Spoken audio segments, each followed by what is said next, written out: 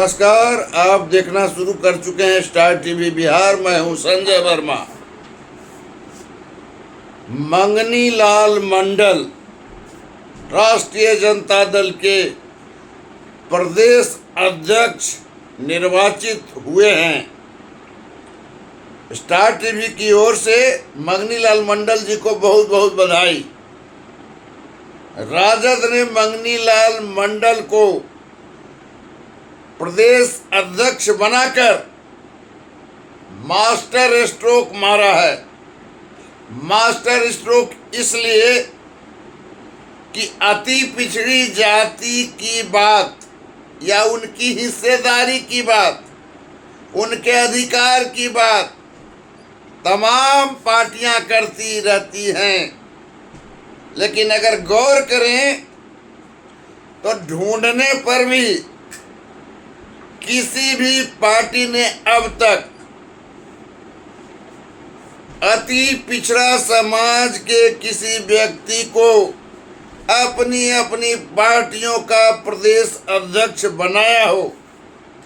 Janata Dal you की बात कर लें तो स्थापना से लेकर अभी तक दो जातियों में घूम रही है। कभी उसके अध्यक्ष भूमियार हो जाते हैं तो कभी उसके अध्यक्ष कुर्मी हो जाते हैं तो कभी कोयरी हो जाते हैं। इसी तरह से प्रमुख पार्टी भाजपा, जो कभी भूमियार, कभी ब्राह्मण तो कभी वैश्य, इन्हीं जातियों में से उनके प्रदेश अध्यक्ष बनते रहे हैं। तो कथनी और करनी का जहां तक सवाल है तो भाजपा और जदयू ने कभी कथनी को करनी में नहीं बदला, लेकिन राजद ने पहली बार अति पिछड़ा समाज यानी धानुक जाति के मंगनी लाल मंडल को प्रदेश अध्यक्ष बनाकर साफ मैसेज दे दिया है कि उसकी पार्टी अति पिछड़ों को सम्मान देने में अन्य पार्टियों से सबसे आगे है। सम्मान ही क्यों, उनको अधिकार भी दिया जाएगा।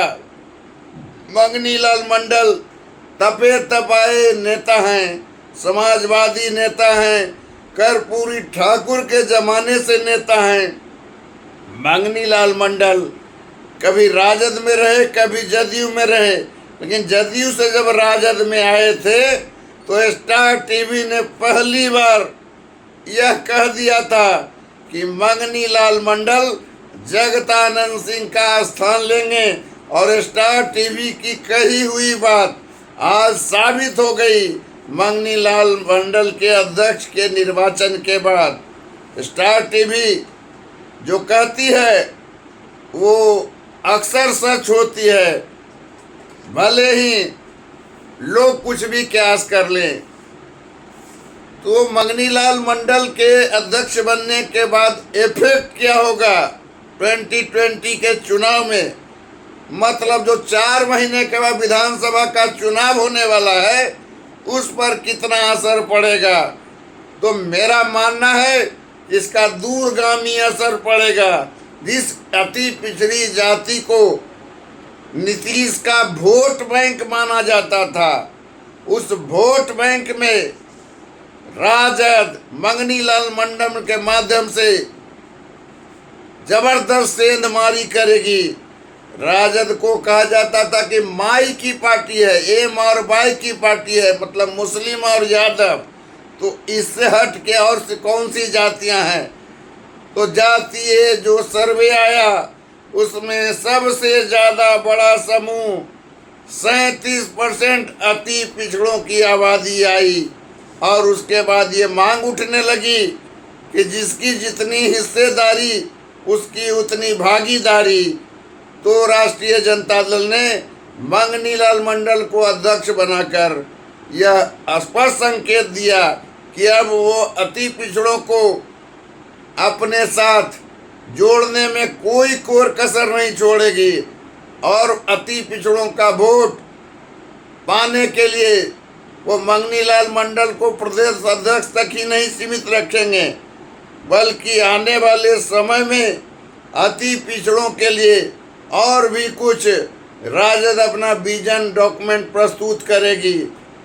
तो राजद का जो ये प्रदेश अध्यक्ष मंगनी लाल मंडल को बनाया जाना दूरगामी संदेश है। इस संदेश का साफ अर्थ है कि अति पिछड़ों को जोड़कर राजद सत्ता में वापस आने का प्लान कर चुकी है। जहां तक जानकारी है कि राष्ट्रीय जनता दल अति पिछड़े समाज को भरपूर विधानसभा में टिकट देने जा रही है और अत्यंत पिछड़ों के लिए बहुत सारे कल्याणकारी योजनाओं के बारे में अपने मैनिफेस्टो में शामिल करने जा रही है।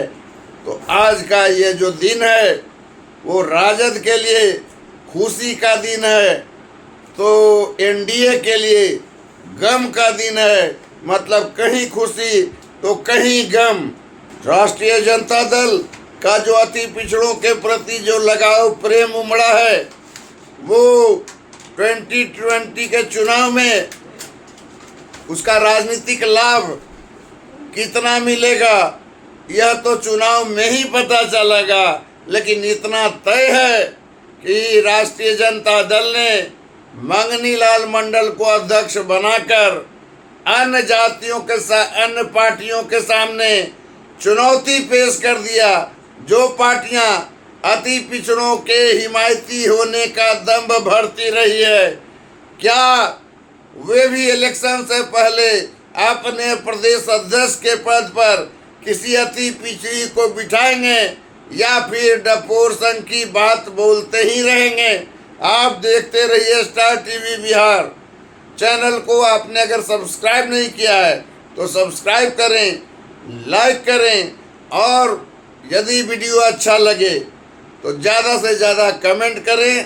Thank you.